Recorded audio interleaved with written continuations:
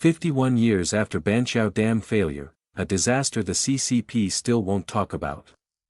Commentary. August 8, 2026, marked the 51st anniversary of the collapse of the Banqiao Dam in China's central Hunan province, an incident that killed roughly 230,000 to 240,000 people and remains, by any measure, the deadliest dam failure in recorded history. Yet the day passed in near-total silence in China.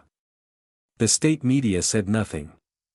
There was no memorial, no acknowledgement, no mention of the 250,000 lives lost. Confucius said, "The past is studied in order to understand the present." But the Chinese Communist Party has consistently chosen amnesia over reckoning, burying the story along with the people who died so that people forget both the decision-makers' grave errors and the greater flood risks that large reservoirs still pose today. The largest known dam disaster in human history. At 1 a.m. on August 8, 1975, the Banqiao Dam gave way. An estimated 600 million cubic meters of water surged downstream in a wall higher and faster than any natural flood, destroying bridges, roads, railways, villages, and towns in its path. The flood submerged 29 counties and cities, swallowed roughly 3 million acres of farmland, destroyed 6.8 million homes, and left over 10 million people affected. A 100-kilometer stretch of the Beijing-Guangzhou Railway was torn apart, its rails twisted beyond recognition. Floodwaters traveled as far as Anhui Province, submerging the town of Linquan, which is about 130 miles downstream from the dam. Human Rights Watch, in a 1995 report, described the Banqiao collapse as, by far the largest known dam disaster in human history. Man-made catastrophe.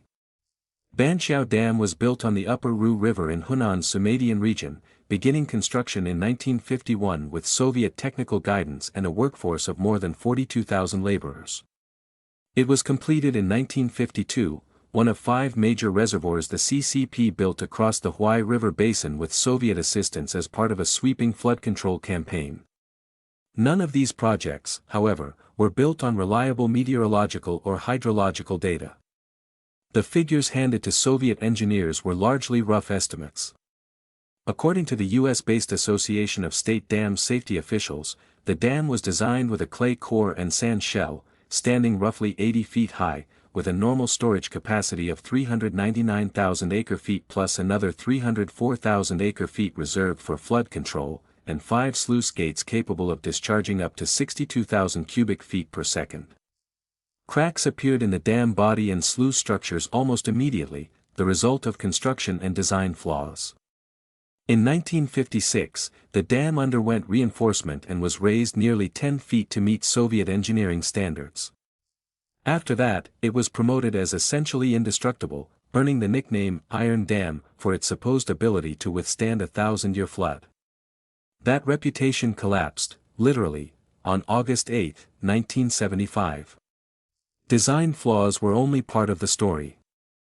As Qian Zhengying, then Minister of Water Resources, later admitted, the standards used to calculate flood risk were themselves flawed. But the CCP's callous indifference to human life, not engineering alone, is what turned 1975 into a catastrophe. When Typhoon Nina struck on August 5, 1975, it brought rainfall authorities described as exceeding 1 in a 1,000-year levels, and reservoir levels climbed rapidly toward capacity. Even so, the 3 days between the onset of heavy rain and the dam's collapse offered a real window for evacuation, one Chinese authorities failed to use.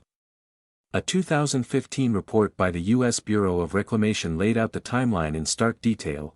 Water reached the crest of the dam by 9:30 p.m. on August 7, topped the wave protection wall roughly 90 minutes later, and the breach itself began at 1:30 a.m. on August 8, fully forming over the next 5.5 hours.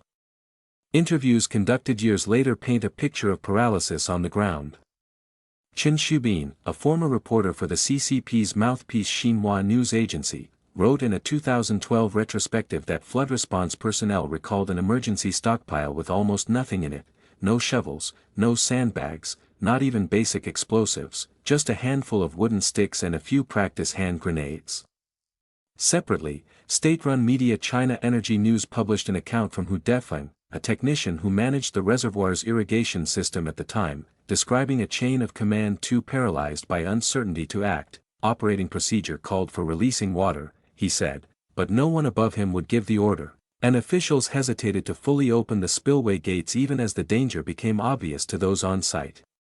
ASDSO's own case study on the disaster is blunt in its conclusion, stating plainly that the failure was an entirely man-made disaster, pointing to inadequate safety margins in the original design, political pressure during the Great Leap Forward to cut costs by underestimating flood risk, and a communications breakdown that left officials unable to coordinate a response. The Great Leap Forward was a political campaign instigated by former CCP leader Mao Zedong in an effort to propel China's agricultural and industrial output ahead of the developed world within 3 years. Former Water Resources Minister Qian herself later acknowledged significant institutional failures, complacency born from the fact that no large dam had ever failed before. Safety standards and flood calculations that were never adequately researched. Poor oversight of reservoir management. And no clear protocols for emergency communication, backup power, or warning systems. At the most critical moment, she claimed, communications between Banqiao and downstream authorities broke down entirely, leaving commanders unable to act. Rebuilding to bury the truth. In the aftermath, Chinese authorities moved quickly to reconstruct Banqiao Dam on the same site, before the causes of the collapse had even been fully investigated. The apparent goal was to let the reservoir's water submerge not just the ruins, but the memory of the disaster itself, the government's failures, and the risks still posed by large dams built without adequate safeguards. The true death toll from the collapse was suppressed for years, leaving foreign observers largely unaware of the disaster's real scale.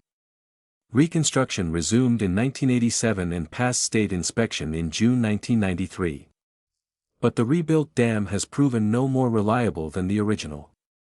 It was officially classified as a hazardous structure in both 2012 and 2018, triggering 2 separate rounds of emergency reinforcement. According to the Zhoumadian Municipal Water Resources Bureau, the most recent reinforcement project began in 2019, cost roughly 199.7 million yuan, and passed unit-level completion inspection in March 2022. Yet the story doesn't end there. In July 2025, the Huaihe River Commission, a body under the Ministry of Water Resources, issued a brief notice stating that reinforcement work on Banqiao Dam had passed final completion inspection on May 15, 2025. Taken together, these 2 announcements suggest reinforcement work continued well into last year. What exactly needed fixing, or what safety issues remained, has not been disclosed to the public. An unanswered question. More than 3 decades after its reconstruction, Banqiao Dam has never achieved lasting safety.